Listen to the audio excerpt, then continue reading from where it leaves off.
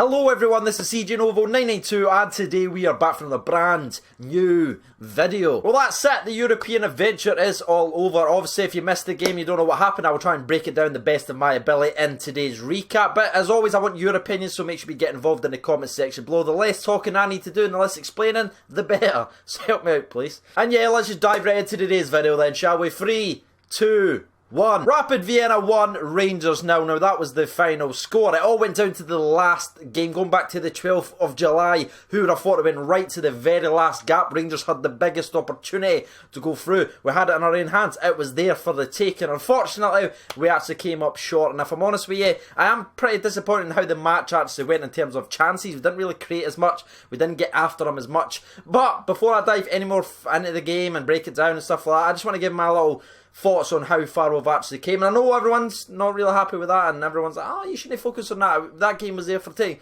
I completely agree, that game was there for the taking. That team was there for the taking. And yes, the players will be disappointed, like a lot of the fans are. But if you'd have told me on the 12th of July that we would be here today and only lost twice, I would have laughed at you, especially considering what happened a year ago under Pedro Caixinha standing in hedges. And from my own point of view, whenever I've met some of the people that actually watches the channel in supermarkets or at games or just out and about in the town, we always see me always talk about European adventure, how much good memories it's actually created, and that's something I've definitely relished because I'm pretty awkward in real life, believe it or not, also in videos. And this European adventure for Rangers has brought so much to all of us. We've had a good laugh, we've talked about it. And yes, we did come up short, but at least we gave it a good go. We didn't just get absolutely battered off a team that's never won before. Now, I've seen your tweets tell me, don't say this, don't say that. Didn't say how far we've come, I didn't want to hear it. I completely understand that, but this is my honest fan recap. I've tried to be honest every single time I'm on the channel. And yes, I am frustrated, I'm about to break down the game, but I am proud of what we've done in this European campaign. Well, the first half, the second half we sort of fell away, only getting 1 point and 3, but we'll get there. Anyway, let's break down the game. It was 1-0, like we said at the start of the video. If you've seen our last two performances, it was pretty much exactly like that. We had a lot of the ball in the midfield, passing from left to right, trying to get anything to happen, but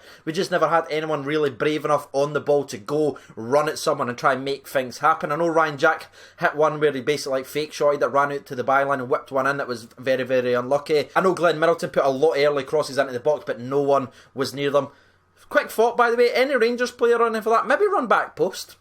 Just one of these things, what I've realised all season long, right? See when we do these early crosses, 9 times out of 10, they're floating to the back post. Maybe run there, you'll get a goal. Now, in my heavily medicated brain, I am struggling to remember any chances that we genuinely create. All I can think of is the one shot on target. I said that in the Dundee game, I said that in the Aberdeen game. We're not creating enough opportunities. We're not got anyone brave enough on the ball to make things happen. And it shows stats don't care about your feelings or opinions. That's another game with only one shot on target. And guess what? It came in the second half from Captain Tavernier when it was straight at the goalkeeper that we almost scored from. Can I just say that goalkeeper over the 2 games that we have played him spills absolutely everything. I genuinely believe this goalkeeper spilled every single shot that we hit, including this one that we done today. So why that wasn't an instruction from the management or the coaches or even the players taking that initiative on themselves just to hit shots on. The surface, by the way, was absolutely awful. Like I said, I was sick before the game and that was smoother than the actual park. It was horrific. And you saw one of the gameplay they stuck to was, as soon as they got the ball, as soon as they got a clear sight of the goal, they were just hitting it across the ground because the ball was like that and it was making it difficult for Alan McGregor. That was a clear ploy that they tried to take advantage of, but we never adapted, we never adjusted, we never even went for it. We had one shot. And again, I'm proud of what we have done in the European competition, but you kind of tell me you're sitting there thinking they were better than us over the 2 legs. For me personally, I thought we were better in both games. They just took their chance. Unfortunately, the goal came from Alan McGregor, makes the one mistake, and this is why I want to talk about it so early in the video. This absolutely broke my heart. The man's made save after save after save. We wouldn't have got through the qualifiers, the first round, the second round, the third round, the fourth, without Alan McGregor. The man's been absolutely incredible the entire season in the league. Even when we've been playing poor, he's been carrying us. And they end up scoring from one of his kicks. It sort of goes wayward and it goes straight to a rapid player and they run down the park and score. That is absolutely cruel, but that is how football works. And I'm not going to come here and slaughter Alan McGregor there. That's absolutely no way I can sit here and blame McGregor. The guy made one mistake in what, 15, 20, 25 games so far this season. Honestly, my heart absolutely broke for him because you could see it in his face how devastated he actually actually was. So once again, I'm not going to blame Alan McGregor for that, but that was the only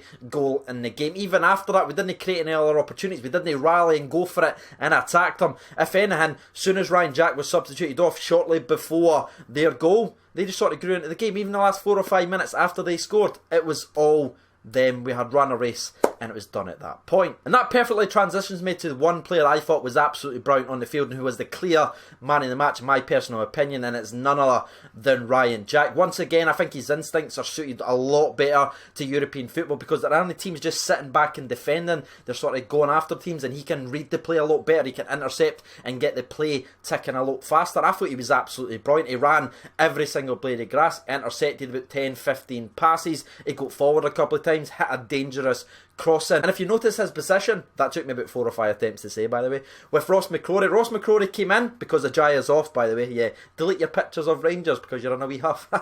Back to Liverpool, son.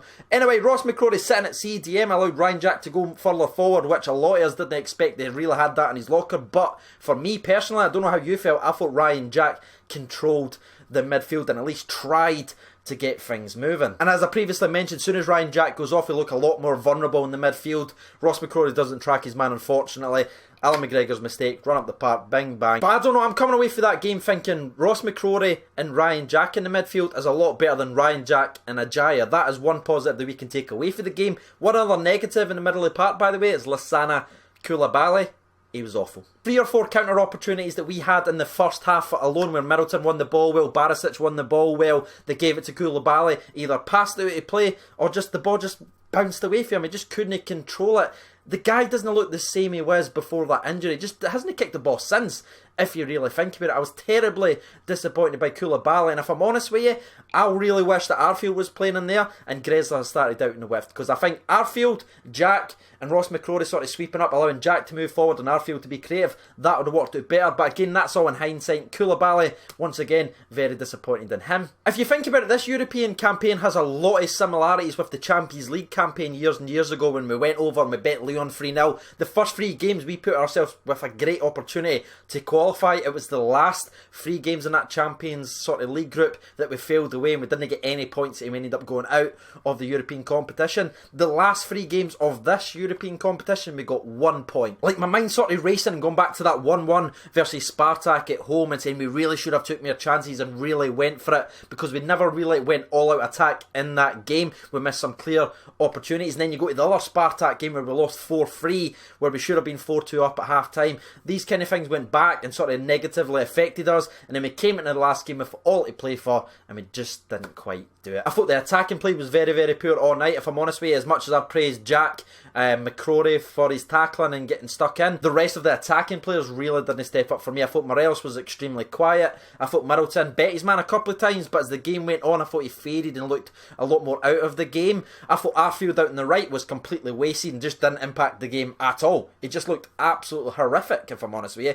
The one opportunity that Glenn Middleton put an absolute dynamite ball into the box, in the first minute he runs for his own box all the way down, chips it right to the back post, it's clear, it's free.